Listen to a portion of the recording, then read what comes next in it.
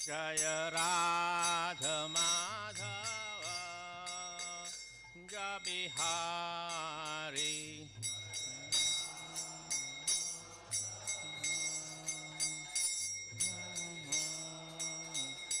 Jai Jai Radha Madhav Jai Bihari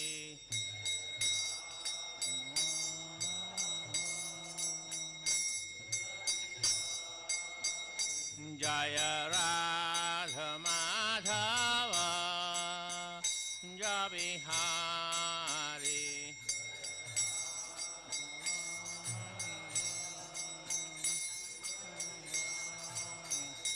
Jai Gopi Jan Vallabh Girvardhari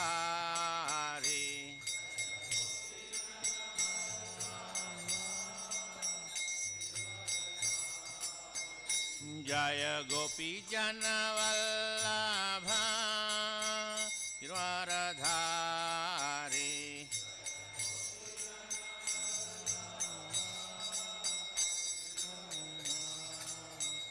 Jai Gopi Jan Vallabh Girvardhari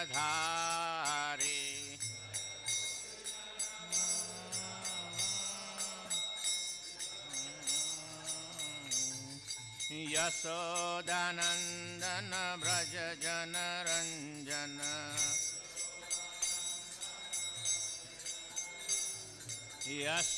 Yashodanandan Braj Jan Ranjan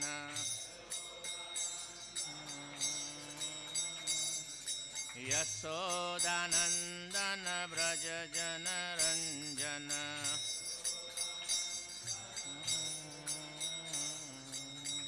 Yamuna Tirah वनचारी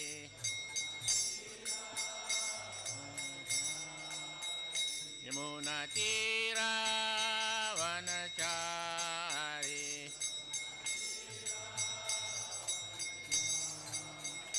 Jai Radha Madhav Kunj Bihari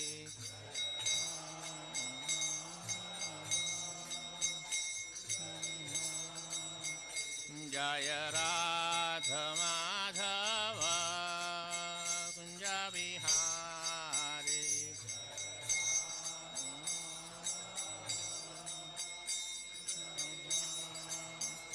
Jai Gopi Jan Vallabh Girvardhari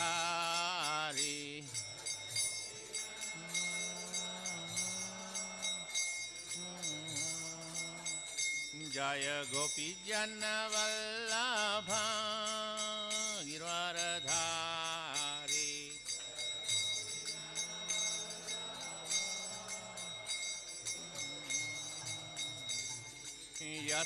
Yashodanandan Braj Jan Ranjan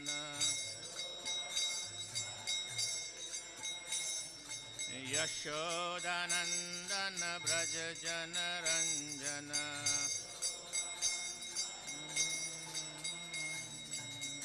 Yamuna Tirah वनचारी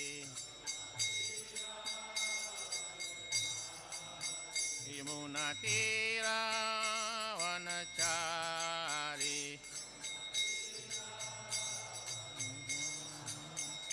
Hare Krishna Krishna Krishna Hare Hare Hare Ram Ram Ram Hare Hare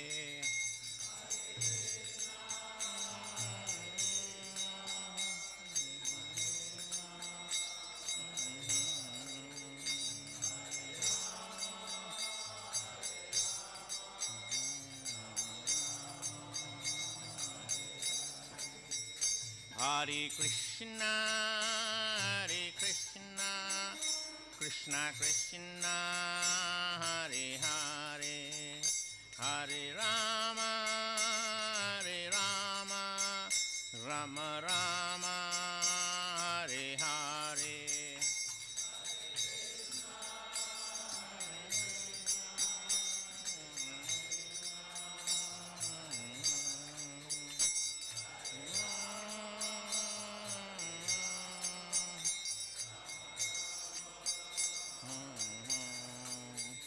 Hare Krishna, Krishna Krishna, Hare Hare, Hare Rama, Rama Rama, Hare Hare.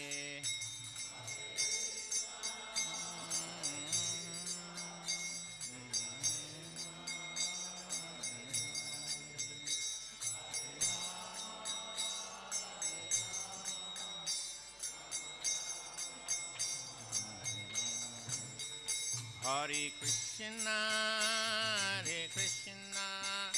Krishna Krishna, Hare Hare, Hare Rama, Rama Rama, Hare Hare.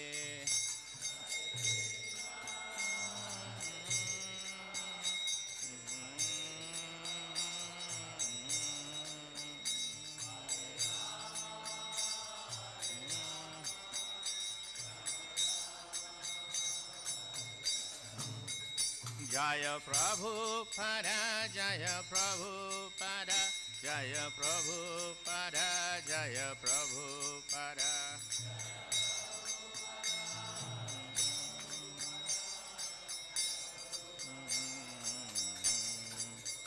Jaya Prabhupada, Jaya Prabhupada, Jaya Prabhupada, Jaya Prabhupada.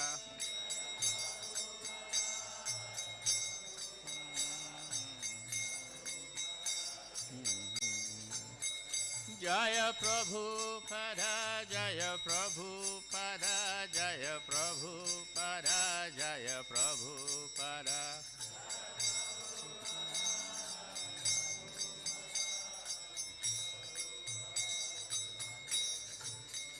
Jaya Guru Deva, Jaya Guru Deva, Jaya Guru Deva, Jaya Guru Deva.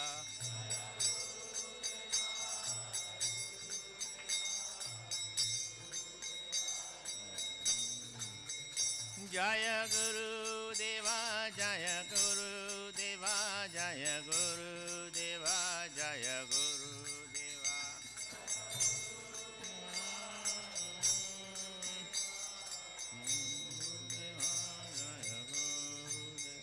Nittai Gaur Hari Bol, Hari Bol, Hari Bol, Nittai Gaur Hari Bol.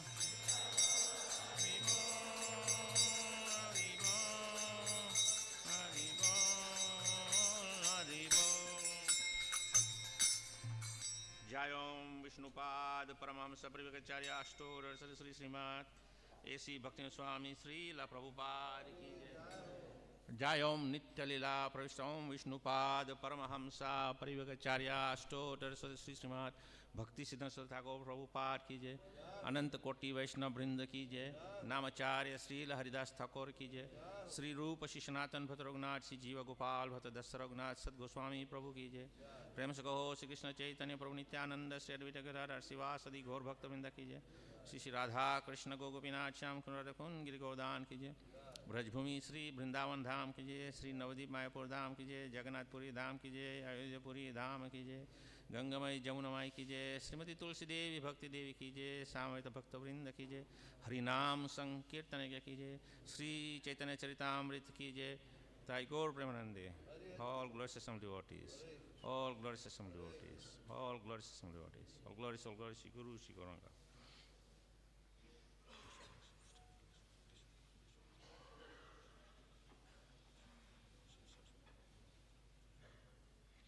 Jaya Jaya Sri Chaitanya Jaya Nityananda. Jaya Dvaita Chandra Jaya Gaur Bhakta Vrinda. Jai Jai Sri Chaitanya Jaya Nityananda. Jai Dvaita Chandra Jaya Gaur Bhakta Vrinda. Jaya Jaya Sri Chaitanya Jaya Nityananda. Jaya Dvaita Chandra Jaya Gaur Bhakta Vrinda. morning we are reading from Sri Chaitanya Charitamrita, Madhya Lila, chapter 5, and I will read from text 120 on to text 140.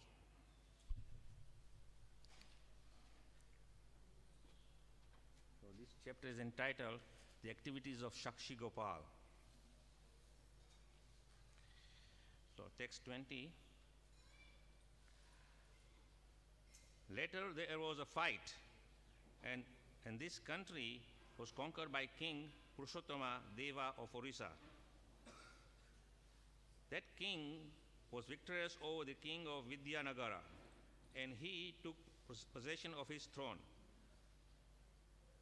The Manikaya Simhasan, which was embedded with many jewels. King Purushottama Deva was a great devotee and was advanced in civilization of the Aryans. He begged at the lotus feet of Gopal, "Please come to my kingdom." When the king begged him to come to his kingdom, Gopal, who was already obliged for his devotional service, accepted the prayers.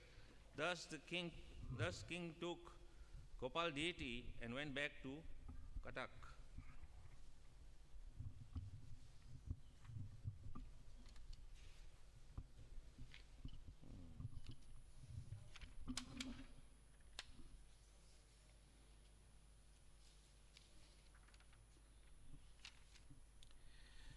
After winning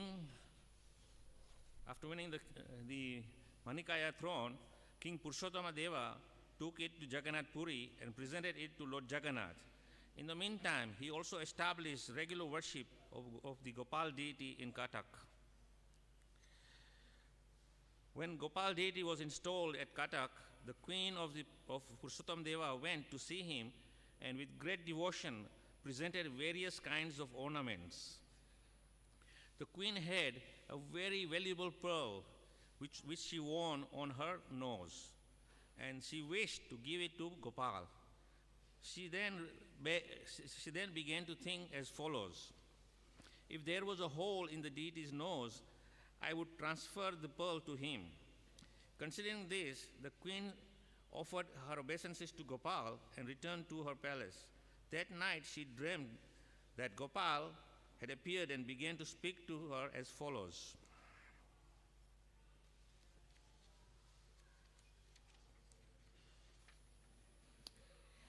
during my childhood, my mother made a hole in my nose and with great endeavor set a pearl there. That very hole is still there. You can use it and set the pearl you desire to give me. After dreaming this, the queen explained it to her husband, the king. Both the king and the queen went to the temple with the pearl. Seeing the hole in the nose of the deity, they set the pearl there and being very pleased, held a great festival. Since then, Gopal has been situated in the city of Katak, and he has been known ever since as Sakshi Gopal. Thus, Sri Chaitanya Mahaprabhu heard this narration from Gopal's activities. Both he and his personal devotees became very pleased. When Sri Chaitanya Mahaprabhu was sitting before the Gopal deity, all the devotees saw him and the deity as being of the same form. They were of the same complexion, and both had gigantic bodies. Both wore saffron cloth, and both were very grave. The devotees saw that both Lord Chaitanya Mahaprabhu and Gopal were brilliantly effulgent and had eyes like lotus. They were both absorbed in ecstasy, and both their faces resembled like full moons. When Nityananda saw the Gopal deity, Sri Chaitanya Mahaprabhu, in that way, he began to exchange remarks with the devotees, all of whom were smiling.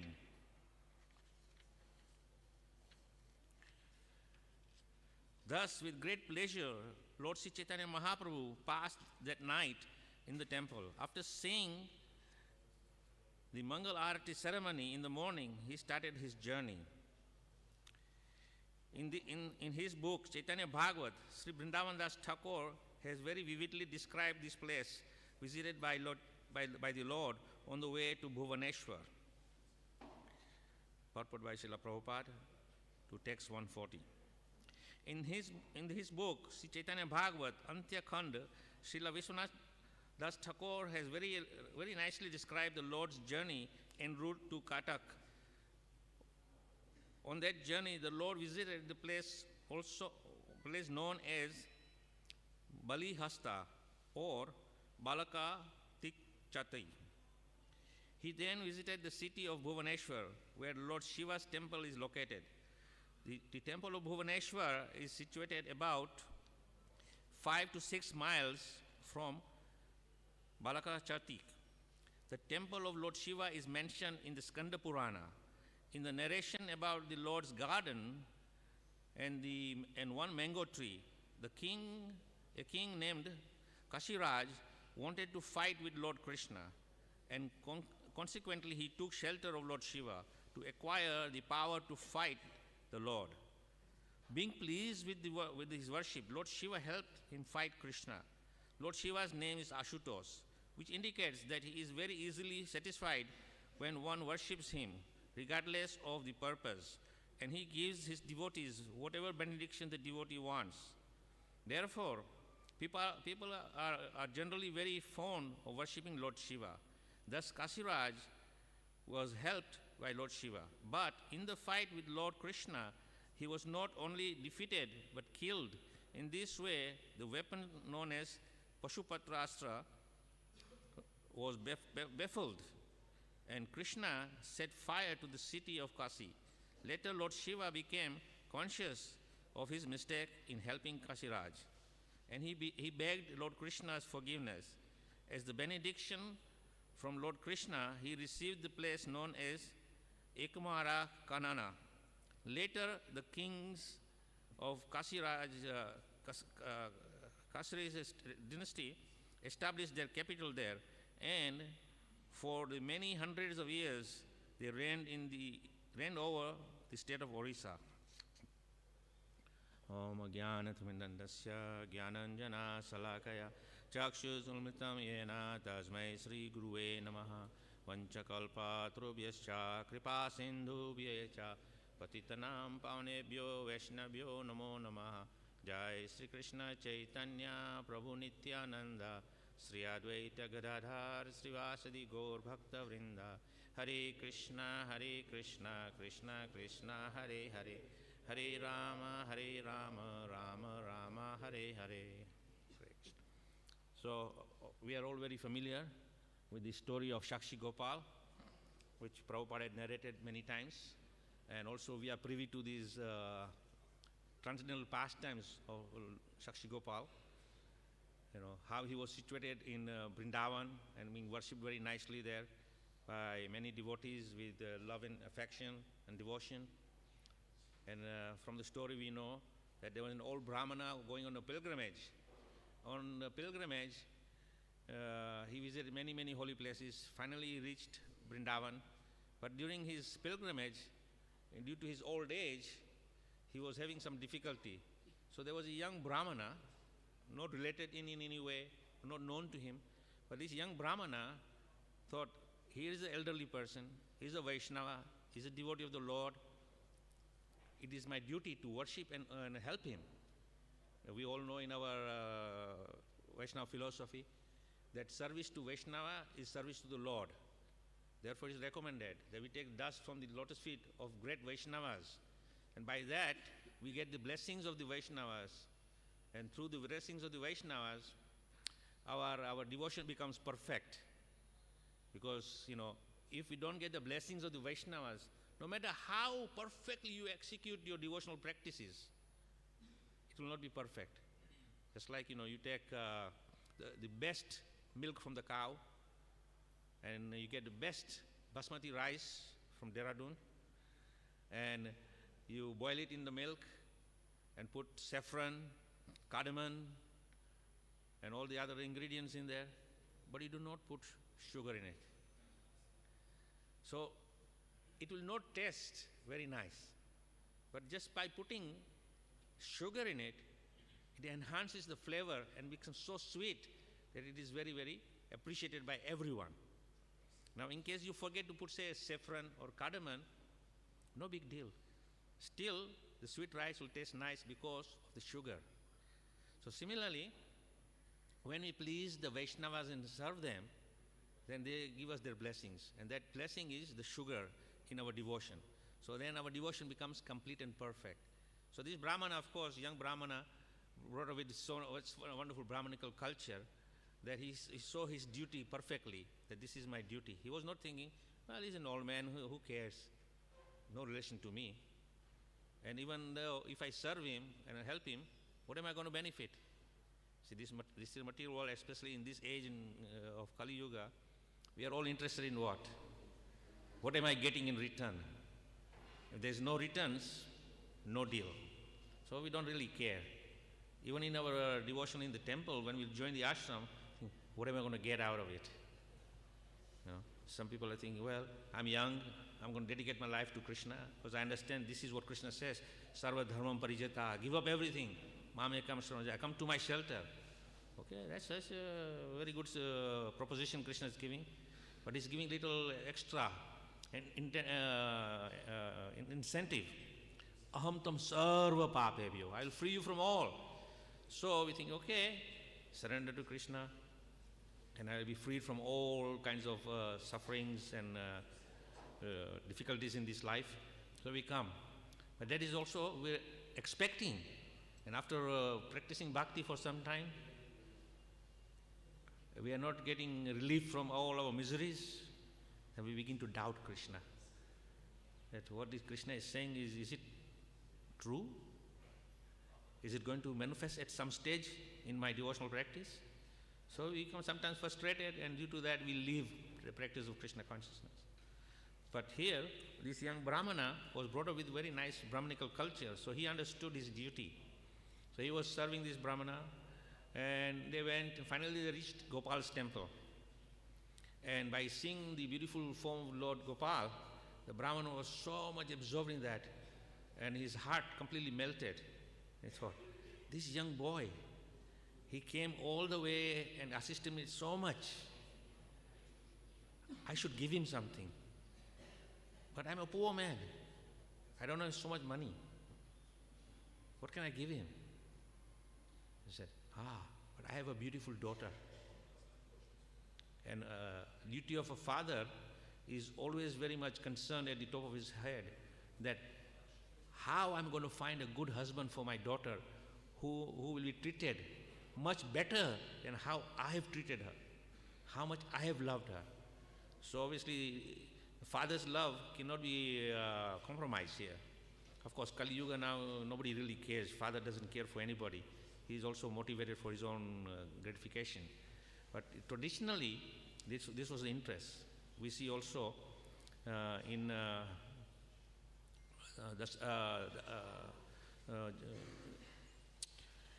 Sita's father, Janak Maharaj. Janak Maharaj was very much interested to give his daughter in marriage to a worthy person. So he invited all the kings of eligible age of marriage and put a challenge there that anybody who breaks the bow of Lord Shiva, not actually break, but string it, will be worthy of it, because nobody can touch the bow of Shiva except for Shiva. And later on, that bow was given to Parshuram. So Parshuram also is not an ordinary person also. He is also a partial incarnation of the Lord. So he was empowered also. But Sita, in a young age, by playing in the palace, and where the bow was kept very nicely, she just touched it with her feet, and the whole thing moved. And Janak Maharaj was saying, 10,000 people cannot lift this, and this young girl has done this? She must have some special powers. Therefore, anybody who can move this bow is worthy of her hand. Anyway, so that the point is that Janak Maharaj was very much concerned to give his daughter to someone who is worthy. So similarly, this Brahmana also is concerned that better to give my daughter to someone who is worthy, who will take care of the needs of my daughter. Now, he was not thinking of material needs. Jai Shri Radha Partha Sarthi Ki Jai. He was not considering the material needs of his daughter, because he very well knew that this young Brahmana boy was not very, very wealthy either. So he cannot give her a palace or a big mansion and all the fineries of life which is required, in these days, what we call sola singar, put all kind of jewelry on your body and silk saris. He cannot give this. But what he can give is love, affection and protection. And no matter how much wealth you put together, all the gold and silver and rubies and diamonds of the world put together, you cannot find love, affection and protection. Because ultimately protection doesn't come by our own means. I may have muscles and say, hey, I'm a very strong guy. But it's of no value. When Krishna intervenes and gives you the ability, then only you can do protection. Otherwise, nobody can protect anybody. Krishna says in the Bhagavad Gita, I am the ability in man. So whatever ability we have in terms of strength, intelligence, it comes from Krishna. And if Krishna withdraws this from us, then what are we? We may have big bulging muscles, but we can't even move a little pin from here to there. So this Brahman was thinking, this is very nice. So he said, I want to betroth my beautiful daughter to you in marriage. Now, the young Brahmana is thinking, I am not well-to-do. Who would entrust their daughter to me? So he told the Brahmana that, please don't make these kind of promises. No, but the Brahmana said, no. I made up my mind. Gopal has inspired me to make this decision. So the decision was made. But then the young Brahmana says that Gopal is our witness to this. So everything is done and dusted.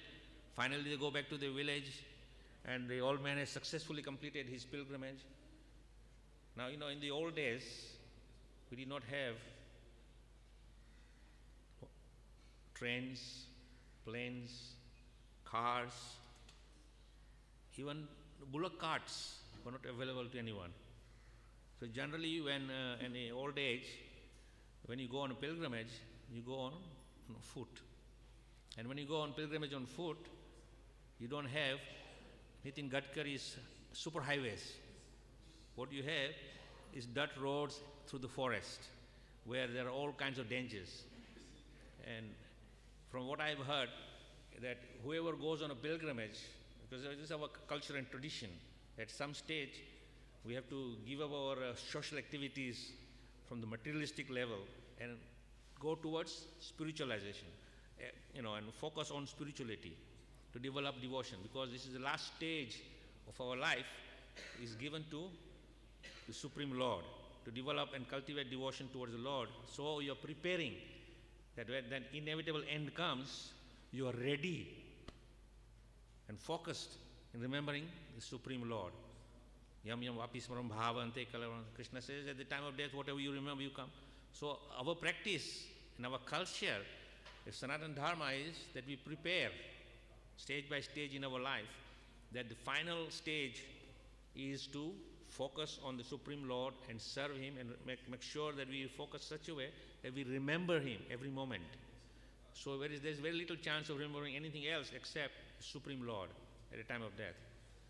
And if you successfully come back after your pilgrimage, you are considered a greatly fortunate person and people will worship you. So of course this Brahmana made successfully his pilgrimage, went back to his village, and the village people were so happy there to see him back, because normally when someone leaves for this final pilgrimage of all the holy places up and down the continent of India, they know that this person is not going to come back. That's for sure. But when someone turns up, they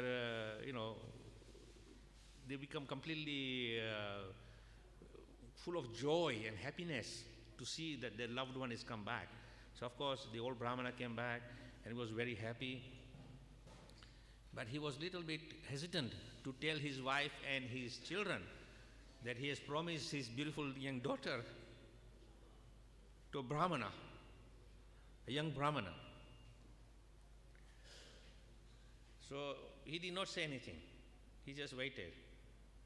And after some time, the young Brahmana came to see the old Brahmana and saying, "Now I am ready, so please fulfill your promise. And I will take your daughter in marriage as my wife, and we'll continue our next stage of our one ashram. Brahmacharya life is finished. Now you come into Grihastha life. But Grihastha life also, you have to make preparations. You just can't go into it.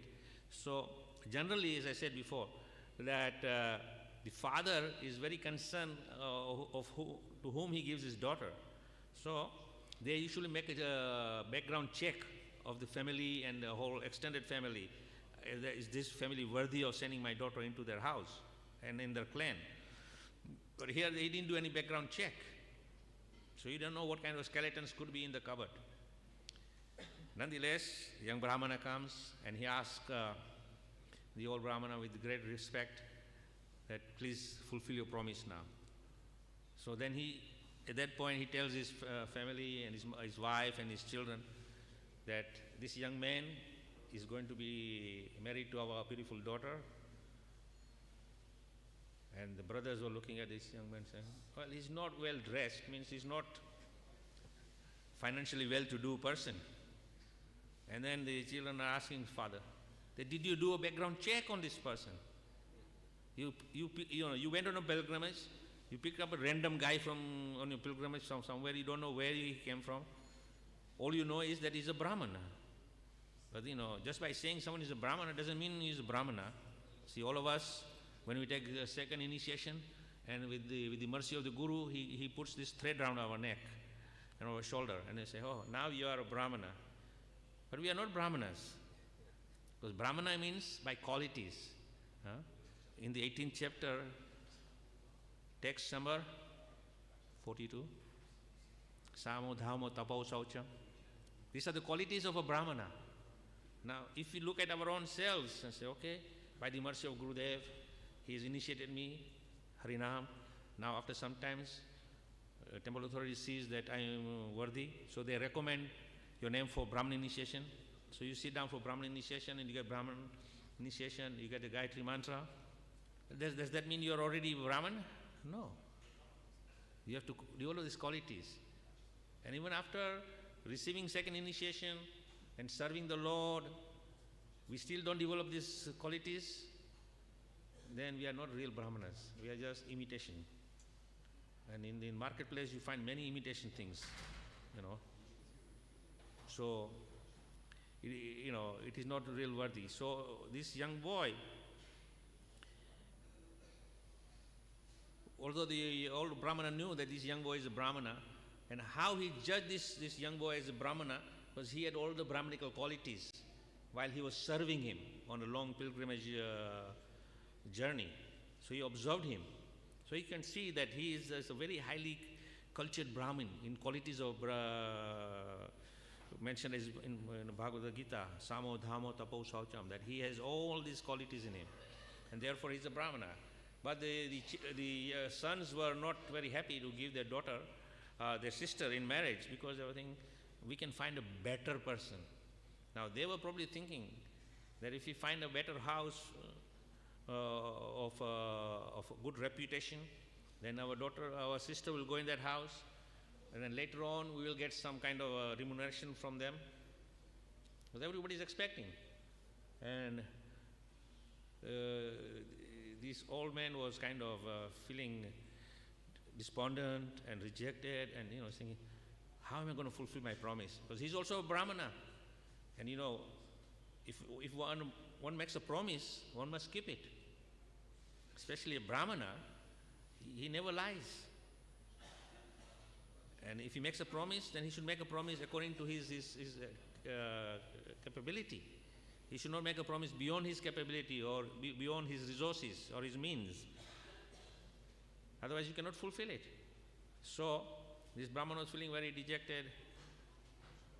And then young Brahmana think, well, these people are not going to uphold the culture of Brahmana, although they are born in a Brahmana family, but they are not following the Brahmanical culture. So, very humbly the young Brahmana said, well, Gopal was witness to all these things. So the brothers of this young lady saying, yes, that is very good. You bring Gopal as a witness here, then everything will be okay. But who in the right mind knows that the deity will move around? Because unless and until you are a Shuddha Bhakta, you are on the highest level, then you do not discriminate against the Lord and the Lord's form as a deity. Because Lord's form also is made of Lord's energy, it's non-different. Especially Prabhupada explains that when we do Pran Pratishtha, we're actually requesting the Lord to enter into that form and accept that form and then receive our worship through that form. So, nobody would expect the deities to move around, But of course, the Lord, when he is worshipped with devotion in his deity form, he actually is present in that form. And he receives all the service and all the prayers and everything we offer to him. He readily accepts that. So, the brothers of the young girl were saying, yes, you bring Gopal here. Now with full faith, this young Brahmana goes to Vrindavan and goes to Gopalji and says, hey Gopal, listen, you were a witness to our conversation. So you better come in and fulfill your position as a witness. And Gopal says, are you foolish? Look at me, I'm made of stone. How I can move? And as mentioned here, when Lord Chaitanya Mahaprabhu took darshan of Gopal, was a similar complexion. So, I think some of you have been to Sakshi Gopal. You see, he's quite a tall deity and blackish in complex. Now we know Lord Chaitanya is golden in complex. When Lord Nityananda and all the others saw the similarities, non-different between Gopal and Lord Chaitanya, it was a whole different ball game, and the size was huge.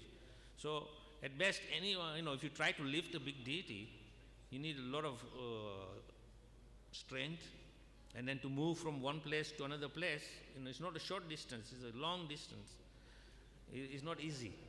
Plus, if you try to move any object which is made of stone, and some rough patches come and some bumps come, it can snap, break.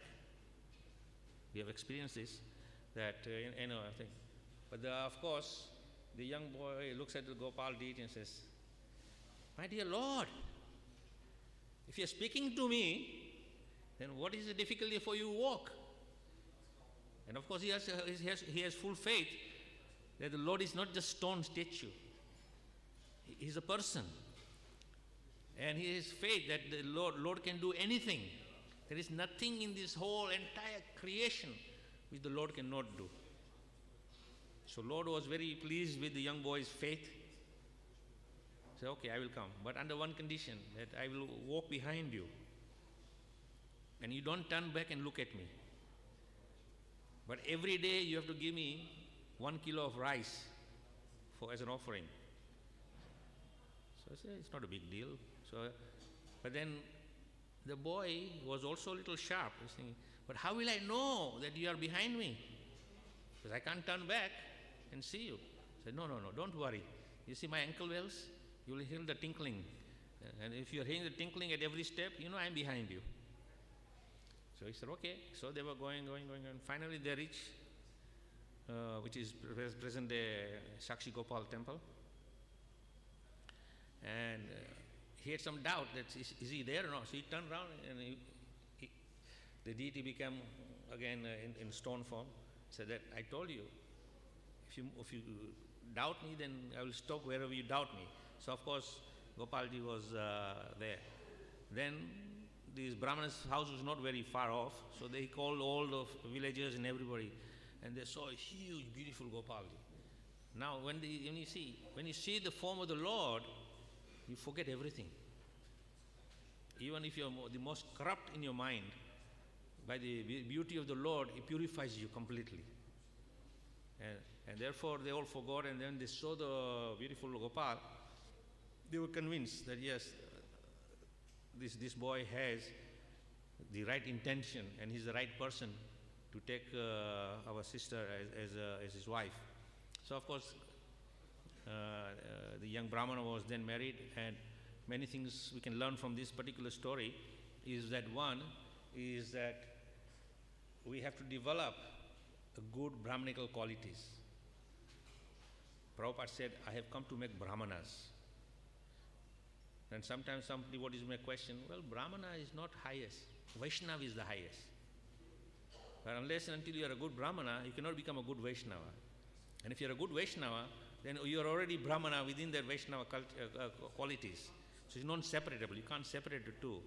Because Brahman, of course, means that you have a full understanding of Brahman. You understand, fully knowledged. If you're fully knowledged, then you have full understanding of the Supreme Lord. So that is one aspect we learn from this. And second, that we see the Lord in his deity form. We should not think that this is just a nicely decorated Lord. Actually, this is the beautiful form of the Lord who has manifested in these forms for our materialistic eyes, so we can see him. Otherwise, with these eyes, you cannot see. Even myself right now, I need one set of glass, two set of glasses just to make my way around in the world. For reading, I need glasses. For seeing, I need glasses. Otherwise, I'll be going. I can't see anything. So, what to speak of see the Supreme Lord? When I can't see things which are material with my eyes, what to speak of seeing the Supreme Lord? So, of course, the Supreme Lord is manifested in that form, and we show our offering of devotion by serving him in different ways. So, in Hari Bhakti Vilas is mentioned very nicely how we can worship the Lord with all the 64 paraphernalias. At the same time, we also get trained that whatever we have, we offer it to Krishna. We bring everything as an offering to Krishna. Just like in the morning, after Mangalarti, we read the results of the previous day's activities as an offering to the Lord for their pleasure. Because whatever we are doing for their pleasure. Otherwise, it is not worth doing it. Any activity you may do, it may be great activity, but if it is not offered to Krishna, then that has no value. Just like the sweet rice without sugar. So you must have that devotion in it. Yome bhakta prayachate. Krishna says, Patram puspam phalam, I don't care. Yome bhakta prayachate. If it is offered to me with love and devotion, then I will accept it. So here, there is another aspect of understanding in our own practice. Because these stories are not just stories. If we take them as stories, then it will just remain as a fairy tale story. But there is a lot of understanding and learning from this. So we become a better devotee. Our devotion towards the Supreme Lord is focused more, and we learn many things in our journey of devotional life. So here, of course, Lord Chaitanya Mahaprabhu now is mentioned here. Now the Lord himself, what need does he have to go to Mangalarti? But he is showing by his example. Yat yat acharti sreshtas, whatever great man does, common men follow. So the Lord is also going to Mangalarti. And after taking Mangalarti darshan, he moves on to his journey towards Jagannath Puri. Now, next aspect in the purport, Prabhupada is saying that the king who conquered Vidyanagar at that time, he had a desire to fight Krishna. Now, you cannot fight Krishna. You may try as much as you like, but you will never be victorious. But then, you see, Krishna also sometimes desires to fight.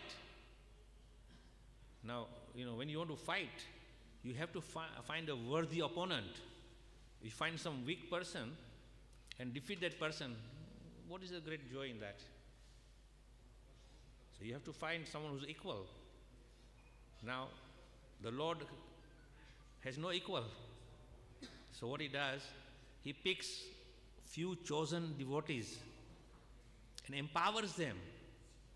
But only that much empowerment that they can give a good fight. but not defeat Krishna. Although if Krishna wants, he can give you sufficient power to even defeat Krishna. So here we see that by worshipping Lord Shiva, he got the blessings of Lord Shiva, and Lord Shiva made arrangement for him to fight. But even in that fight, there's nothing Lord Shiva can give that can defeat the Supreme Lord. So even the Pasupati Astra, the weapon of Lord Shiva, is also baffled. Now, Prabhupada is using very choice words here. The Pasupati Astra was baffled. Now, you and I can be baffled. A bow and arrow, gun, a nuclear missile, how they can be, it is an inanimate object. How can a nuclear missile become baffled? Guy sitting in the war, press the button, shoo, missile is fired and going, and the missile is thinking, I'm confused, I'm baffled, what am I doing here? He doesn't. But Lord Shiva's weapon is also personality. He is baffled. But point is that even that could not destroy Lord Krishna, or give a fight where you could give any injury to Lord Krishna. So Prabhupada mentioned that Lord Shiva's one name is Asutosh, means one, he is very easily pleased. Now that's why you see in our Sanatana Dharma, many Shiva temples everywhere. And because they know that Lord Shiva, with a little bit of offering, he becomes very happy and he gives you whatever you want. But he cannot give you that which will free you from the cycle of birth and death. He can give you the whole universe. And you can sit on a golden throne embedded with rubies, diamonds, all kinds of precious stones, and then sit. But at some point, Yamaraj is saying, Yamaduts, go and fetch him. Then Yamaduts comes with excitement. Hey, you may be the powerful person on this throne, but right now my master calls you. And when my master calls you, you have to come. Has anybody defeated death? No. So, Lord Shiva cannot give you that. So what is the point? Of course, Lord Shiva is a great Vaishnava. And it is also mentioned that Lord Shiva can be very easily pleased by our simple offerings. At the same time, he can become very angered. That's the flip side. So he can be very easily pleased, but he can be very easily angered. And when Lord Shiva is angered, then all hell breaks loose. He's the embodiment of destruction. So if you mess around with Lord Shiva, you are in big trouble. So as Vaishnavas, we approach Lord Shiva with humility and see Lord Shiva not as anything other than the greatest of the greatest Vaishnava. And when you, as I said earlier on, when you are offering prayers, glorification to a Vaishnava, he becomes pleased and he gives you his blessings. So if Lord Shiva blesses you, then obviously you will be free from everything, then your devotion becomes even more stronger and very powerful. So there is one story in Gujarat where there is one Brahman by the name of Narsi Mehta. Some of you might know him. He is also a great devotee. Because he is a Brahmana, it is known that the Brahmana's Ishtadeva is Lord Shiva. So he was in the Girinar mountains doing tapasya there. And then Lord Shiva appeared. And it's a long story, but I'll make it in a short because we're running out of time. So Lord Shiva appeared and said, I'm so pleased with your worship. Ask the boon what you want.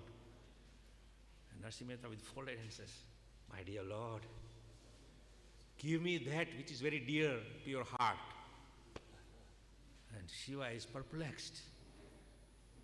What are you asking for? Most people ask for the whole universe. Even some people have the audacity to ask for my beautiful Parvati. But you are asking for something other than these things. But what is so dear to Lord Shiva? Supreme Lord, Supreme Lord is the most dear to Lord Shiva. So you and I, when we get initiated and we are handed our japa malas, we buy, go to Loi Bazaar and buy the most fanciest tulsi mala and give it to the spiritual master for chanting. And on the initiation day he says, so your name is Krishna Ras Brahmachari. And, oh, Gurudev, give me more. And you're chanting, Hare Krishna, Hare Krishna. That's fine. Now Lord Shiva, you see his picture is sitting there with Rudraksa, chanting. Who is chanting? Is he chanting Om Namo Shivaya, Om Namo Shivaya? No, he's chanting the names of the Supreme Lord, because that is the only thing dear to him. Now Lord Shiva is also perplexed that I cannot give you Krishna. Only Krishna can give you, because without Krishna's own desire, he cannot go to anyone. See, you may call him day and night, but if Krishna doesn't desire, he will not come. So he said, the only way I can give you what I have in my heart is I got to take you to the person. So he takes Narasimha Mehta all the way to Goloka.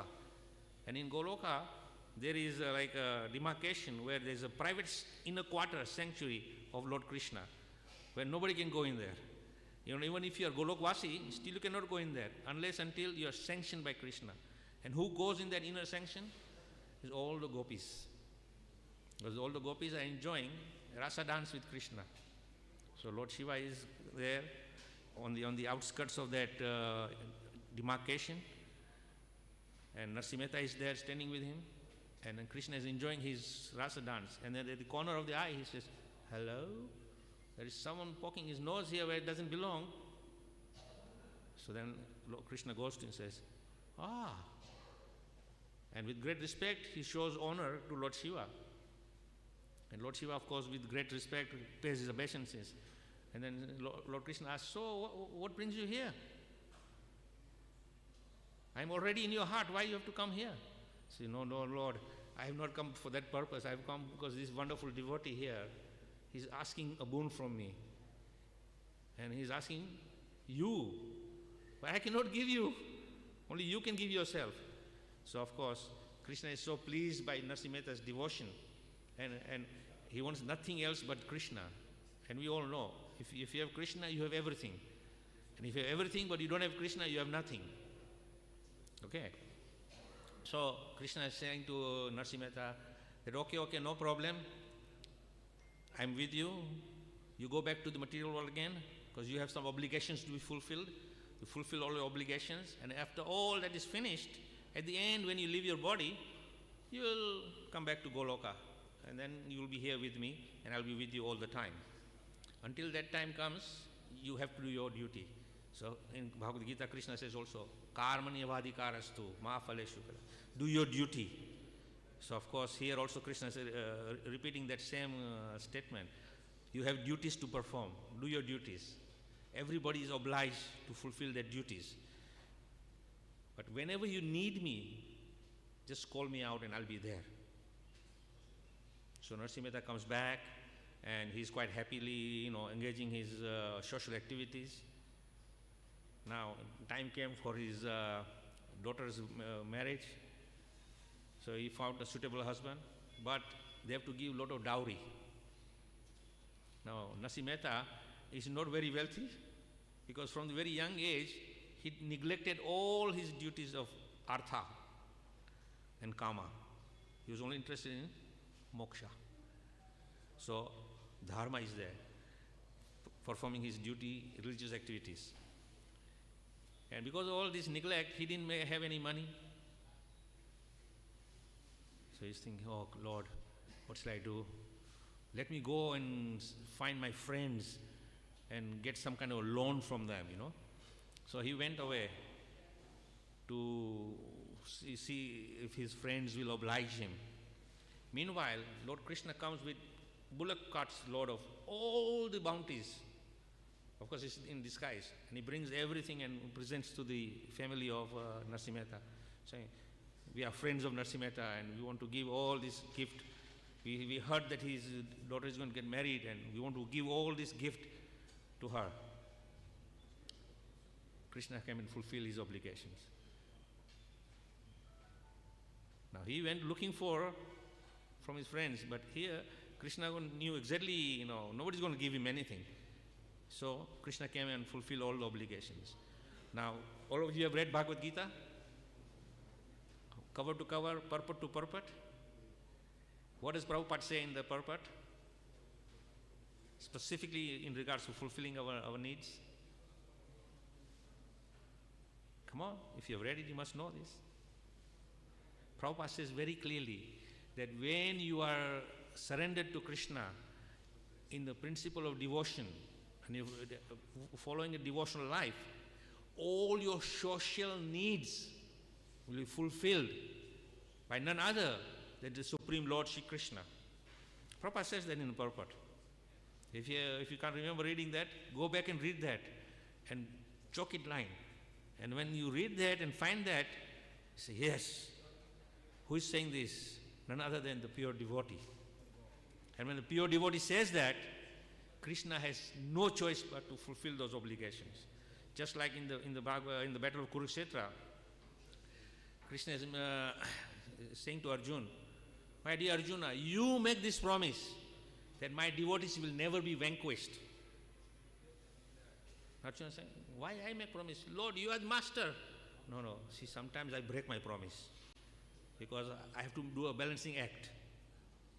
But when my devotees makes a promise, no changing, must be fulfilled. Obligation is there. We all know Krishna made a promise to Duryodhana. Here is my Narayan Sena and here is me. You choose. But the condition is, if you choose me, I will not fight. So Duryodhana, material calculation. What good is this Krishna? He's not going to fight. I don't want decoration in my army. So I said, I take you Narayan Sena. So he took Narayan Sena. Now Bhishma Dev, I am going to make this person break his promise. Because of course Bhishma Dev is also Mahajan, he's a devotee of the Lord. And Lord gets great pleasure in fulfilling the desires of his devotee. So Bhishma came with the broken chariot wheel to attack Krishna. And Krishna says, no, I cannot have that. So of course Krishna knows the heart of Bhishma. Then he also picks up his chariot wheel and invokes Sudarshan. Then of course as soon as Bhishma Dev sees, he falls down. The point is in this interaction between Bhishma Dev and Krishna is that Krishna broke his promise. So similarly, when Krishna says to Arjuna, you make a promise, you declare this boldly, that my devotee shall never vanquish, then we have to know that Krishna is obliged. Now here, none other than His divine grace, A.C. Bhakti Swami Prabhupada, the purest of the purest devotee from Vaikuntha, from Goloka, he has come, he has written down, not only he has spoken, but he has written down in written form, in these scriptures which are eternal. And the Bhaktivedanta purport are as good as the verses spoken by Krishna in Sanskrit to Arjuna. So, when Prabhupada says the obligation will fulfill, then we must have faith in that. If you doubt, then Krishna says, you are doubting the words of my pure devotee? No deal. I will not oblige anything. Because Krishna says, you have to have faith in me and my devotee. So, of course, Narasimha's all obligations were fulfilled by Lord Krishna. And when he came back and he saw all these bullock carts with all these wonderful bounties, he was like, Prabhupada, what happened here? I went and asked, most of my friends rejected me and they offered to give me small pittance. But here I can see bullock carts full of so much bounty. Then he understood, yes, this must be my Lord. So these are wonderful understandings of historical facts of different devotees and their interaction with the Lord, and how the Lord exchanges, reciprocate, yetamam prapayante with his devotees. Now recently you may have seen on social media, there was deity greeting of Sri Radha Madhava. Have you seen that? Small video clip. And during the deity greeting, the pujari goes with the mirror and shows the Lord the mirror and says, is our decoration perfect?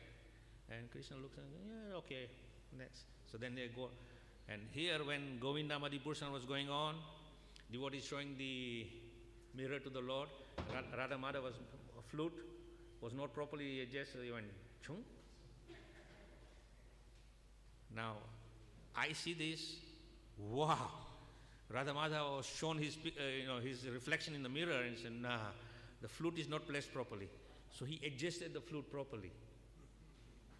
Now, a materialist or a non-devotee would say, the pujari was spaced out. He did not place the flute properly and put some blue tack inside to make sure it doesn't move. Krishna doesn't need blue tack. Krishna is no pujari. Krishna needs devotion. And sometimes to err is human. So we make mistakes. We are not perfect. If you're perfect, then we will be gods. So the point is that the Lord reciprocated. Just recently happened. So when I saw this, I said, wow, this is amazing. Radha Madhava is looking at his reflection and his flute has been adjusted. And you can literally see the flute moving. And sometimes you see the photos of Sri Radha Ramanji. Sometimes he's smiling and you can see a teeth in between. Other times you don't see. It's amazing. Now, of course, materialists will say, oh, this is a trickery of the camera and lighting and this and that and whatever. They can think all they like, I don't care. I know the Lord is playing games with us to entice our devotion and our love for Him. So, there are many, many experiences like that, and those who are pujaris, they will experience this, that Krishna is many times, playing games with them. Yeah? I told this story once before, but maybe there's some new audience, so I'll repeat that many years back I was a pujari, not a pujari, but I was doing puja seva as part of my other services, that every morning I would dress Sri Radha Vrindavan Chandra. And we don't get to dress both the deities. The head pujari will come and tap on your shoulder and says, today, Krishna. So, okay, you are dressing Krishna. And some other devotee is going to dress Radharani. So, he came and tapped on my shoulder. I said, Krishna, red costume. I said, okay. So, halfway through Mangalarti is finished. We go in the back side and there's hundreds of opulent costumes of Radha Vrindavan Chandra. And that time it happened to be when my colleague was going to dress Radharani with me, was Varshana Maharaj. So I said, Varshana Maharaj, I'm going to choose the costume. I said, okay. So I went, there is like 15, 20 red color costumes. And I picked the one I like the best. And we put it all in a tray and everything. Curtains are closed. We begin to do our puja seva. Time to dress. And Varshana Maharaj almost completed dressing Radharani. And I'm struggling to dress Krishna. And I'm thinking, why is this problem? This same costume I have put on Krishna many times before. And right now it's not fitting properly. Everything is looking a little messy. Then I elbowed Varshana Maharaj and I said, because we are not allowed to speak on the altar. So we went out and I said, maybe Krishna is not happy with this car. Let me pick another costume. So said, okay. So he went and picked another costume. We took the other costume, put it on the side, and started dressing. In less than 10 minutes, I dressed Krishna completely. Now, the question is, I did not dress Krishna. Krishna is saying, you idiot, you think you are dressing me? No. I dress myself. But I allow you to do this service.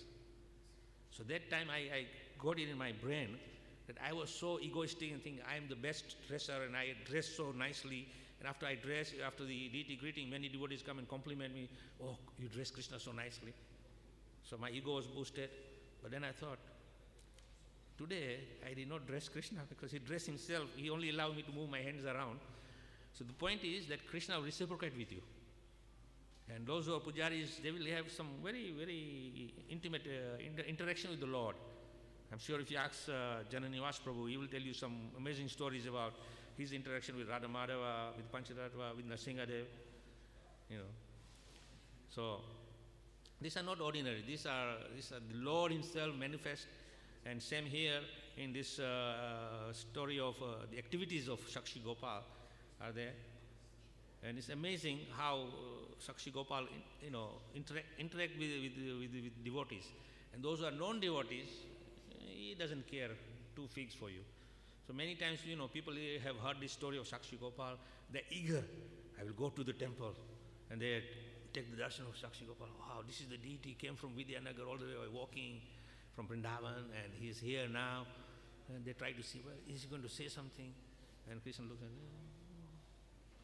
You have no faith in me. I'm not going to interact with you. Because Krishna only interacts with you when you have reciprocation with him. Yatha mam prapayante. So your level of your devotion to the Lord is reciprocated in kind to you. So there's one lecture I heard of Prabhupada. Prabhupada said that when you are worshipping the Lord in his form of the deity, as much devotion you have, that much the Lord will manifest in those deities. So suppose, say, for example, your heart is full of 50% devotion. Person sitting next to you has 100% devotion. And there's me standing next to you, 5% devotion. And I'm like, Krishna, look. But I see a different darshan than the guy with 50% devotion. And the person with 100% devotion, he sees the same deity, same Lord, but his vision is different, his reciprocation different. And because mine is only 5%, so I only see 5% Krishna. And I see 95% material. That's the limit, because that's my devotion. So as your devotion is more and more, the Lord reveals more and more. So our whole practice of Krishna Bhakti is to increase our devotion to 100%. And when we are 100%, then you will see that everything in life becomes so easy and smooth without any difficulty. Otherwise, we'll go on endeavoring our bhakti and our whatever service we have been asked to do, we'll struggle. And struggle to the extent that we become frustrated and we won't develop love for Krishna and love for that service. On the other hand, as your heart is becoming more and more purified and you become more and more closer to Krishna, you will start feeling that closeness of Krishna in your heart. And as you start feeling closeness of Krishna in your heart, your love for Krishna will increase more and more to the point that you cannot live without Krishna. So this is our aim. So is it, time is gone past 9:15. I will stop here. Thank you very much for your kind attention, for allowing me to share some of my thoughts on the activities of Sakshi Gopal. Anybody has any comments, any questions? Maybe we can take one or two.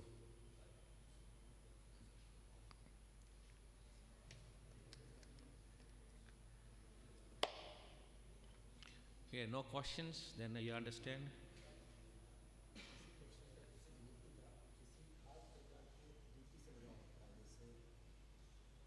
I can't hear you.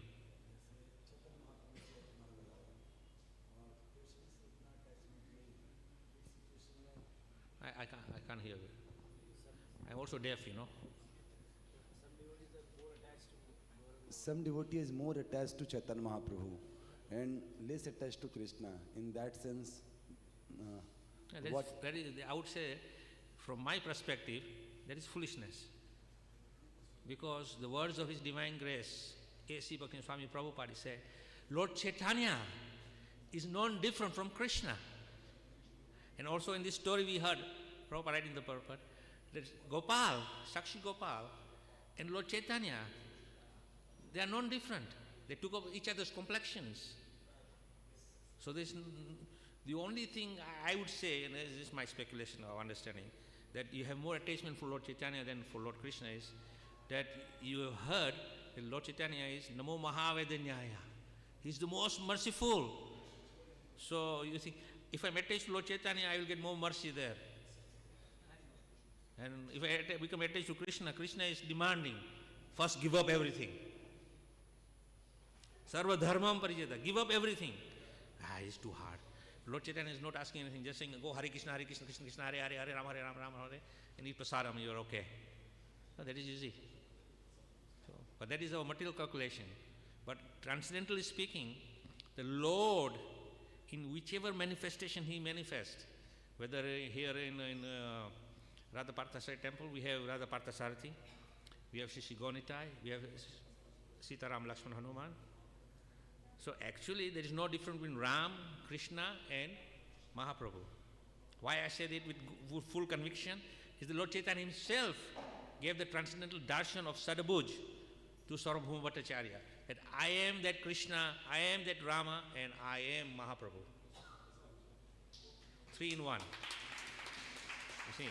So we should not differentiate because of our material calculation, but we should say, I am so fortunate that I am seeing so much variety of Lord's forms. And the more variety you have, the more you become attached to those varieties. If you have just one, then what happens? Suppose say every day you eat one sabji, same sabji every day. After 2-3 weeks, you will complain to the devil, "Arey Baba, kuch aur to banaye hai." Huh?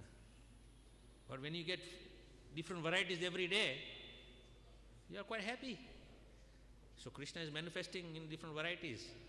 Lord Chaitanya, Lord Nityananda, Lord Krishna, Krishna Balaram, Sitaram, Nrsingadev, Vamana, and many other wonderful forms, with unlimited forms. So the question is, if you think that attachment to this form of deity is better than this, then your material calculations. Lord is the same. Just like that example given.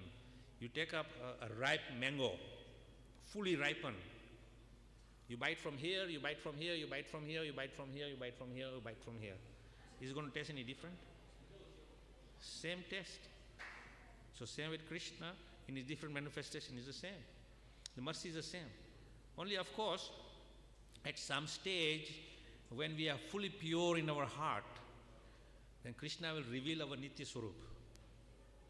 And according to the Nitya Swarup, you will have a different bhav, reciprocation. So if you are, just hypothetically speaking now, that if you are a gopi, then you will develop a gopi attachment. If you are a manjari, you will appreciate manjari. Now, if you are just a monkey in Golok Vrindavan, then you will have that kind of relationship. But don't feel that you are shortchanged because you are a monkey in Golok Vrindavan.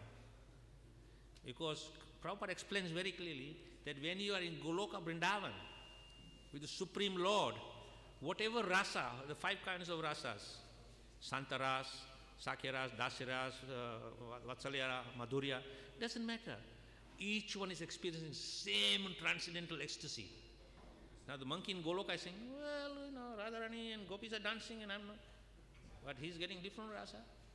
Same exciting, because he's getting chance to steal butter with Krishna. Now the gopis are not getting chance to steal butter. So there's some difference. But what I'm saying is that the experience of the ecstasy is the same. Whether you bite from here, all the mango will taste sweet. So the sweetness of Krishna's rasa exchange is the same. So that is what is very high level. We are still not even devotees. I would say we are scratching on the surface and knocking on the door saying, "Hey, Krishna, let me in." And when Krishna lets you in, then you're going to make some progress. Otherwise, we're still on the outside, hoping and praying that one day Krishna will look at me and see that, yes, I have little devotion in my heart. He will let me come inside the devotional environment. And once you're in the devotional environment, then you're not in the material environment. Just like, we give the example, darkness and light. If you are in darkness, there's no light. And if you're in light, there's no question of darkness. So we are in devotion, then there is no Maya. And there is Maya, then there's no devotion. But at least we understand by the Lord's mercy and intelligence He has given us through the revealed scriptures, by saintly persons, that this is the path to take. And if you persevere on this path, not today, then tomorrow, Krishna will look and say, "Oh, okay, you're trying your best. Okay, I'm going to give you a helping hand." And then everything is easy. Okay? Thank you very much. Jai. Srila Prabhupada ki jai. Shri Gopal Sakshi ki jai. Dai Gaur Premanande. Hare Krishna.